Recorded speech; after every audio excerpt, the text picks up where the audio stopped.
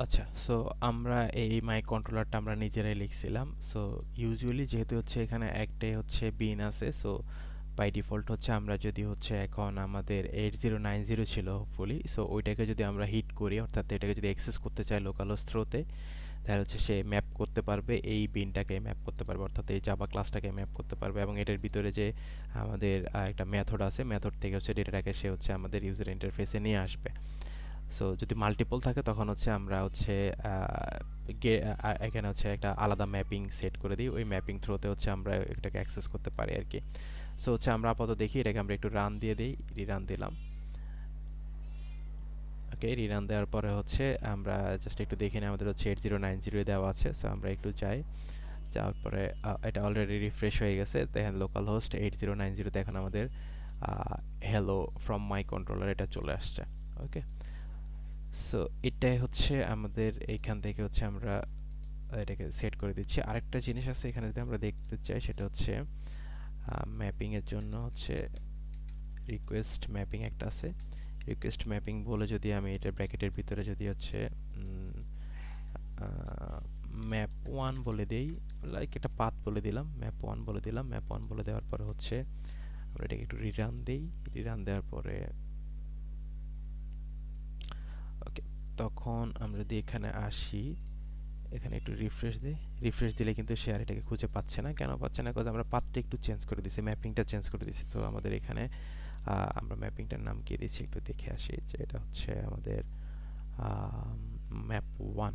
ওকে, so map one call দিই, তখন কিন্তু হচ্ছে এখন আমাদের ম্যাপ ওয়ানের ভিতরে হচ্ছে এই যে দেখেন হ্যালো ফ্রম মাই কন্ট্রোলার এটা চলে আসছে। সো এটা বেসিকলি এপিআই কলের মতো। আমরা যদি হচ্ছে একটা এপিআই কল জিনিসটা একটু দেখি, তাহলে হচ্ছে আমরা একটু যদি আমাদের রিএলএমএস এ যাই, এদিকে আচ্ছা, আমরা এটা একটু লগ আউট করে দিই, লগ আউট করে দিলে জিনিসটা দেখতে পারবো।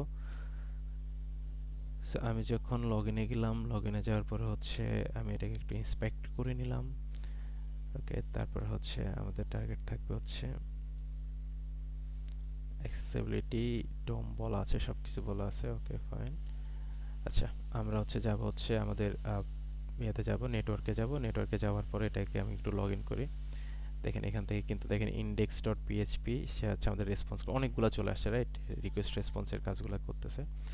সো এখানে এটার ভিতরে যদি হচ্ছে আমরা আরেকটু যাই, তাহলে হচ্ছে খেয়াল করে দেখেন,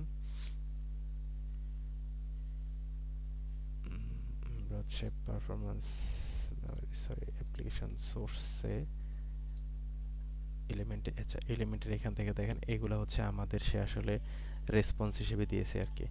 আচ্ছা, মানে আমি আপনাকে যেটা এপিআই কলটা হচ্ছে একটু দেখাতে যাচ্ছি, এটা হোপফুলি হচ্ছে আমাদের নেটওয়ার্কের ভিতরে এদিক দিয়ে log in index dot PHP, আচ্ছা সরি, এটা ঢুকে গেল, পিএইচপি টাইমিং ইনিশিয়েটর রেসপন্স। হ্যাঁ, এই যে এখানের মধ্যে দেখেন এই যে রিকোয়েস্ট এআরএল গেট মেথডে হচ্ছে সে কি করছে, আমাদের এই যে এই এপিআইটাকে কল দিছে, দেখেন লগ ইন ইন্ডেক্স পিএইচপি, সেটা হচ্ছে অ্যাজ এ রিটার্ন করে দিছে আর কি। এটা কি টাইপের? এটা হচ্ছে গেট রিকোয়েস্ট আর কি। আমাদের গেট আছে, গেট মেথড আছে, পোস্ট মেথড আছে। হোপফুলি যারা হচ্ছে ডিবিএমএস করছিল তারা এই গেট পোস্টের প্রসেসটা জানে।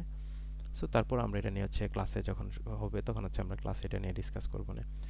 সো এটা হচ্ছে মেইন কাহিনী আর কি, যে আমরা এটাকে হচ্ছে আমরা পাথটা হচ্ছে ম্যাপিংটা হচ্ছে আমরা করে দিই, করে দিলে হচ্ছে এখান থেকে আমরা এপিআই কল দিলে হচ্ছে আমাদের ডেটাগুলো চলে আসে।